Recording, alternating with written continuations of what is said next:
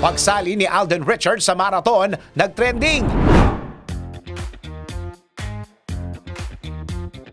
Para sa aking balitang showbiz, trending ang pagsali ni Alden Richards sa marathon noong Easter Sunday sa Makati City. Tinawag itong Sunday Run kung saan ginaganap ito tuwing linggo sa Makati. Ayon sa taga-Sparkle, ang talent agency ng GMA7, nagkataon lamang na Easter Sunday noong linggo pero sumasali raw talaga si Alden tuwing linggo. Marami nga nag-post ng pagtakbo ni Alden dahil ang dami nagwapuan sa kanya kung saan may isang nagsabi na ito na raw ang makabagong agamulak na lalaking walang anggulo o kahit anong anggulo ay gwapo. Makikita rin sa picture na gusot-gusot pa ang buhok na aktor pero hindi maikakailang napakagwapo nito dahilan para kiligin ang maraming runners na kasabayan nito. Sa isang post, sinabi ng netizen na sa kahabaan ng Ayala Avenue tumakbo ang aktor habang sinabi naman ng isa na dapat ay 5 kilometers lamang tatakbuhin ni Alden pero umabot daw ang aktor ng 12 kilometers. Sinabi naman ng isa na umabot ng halos 1 oras at kalahati ang itinakbo ni Alden.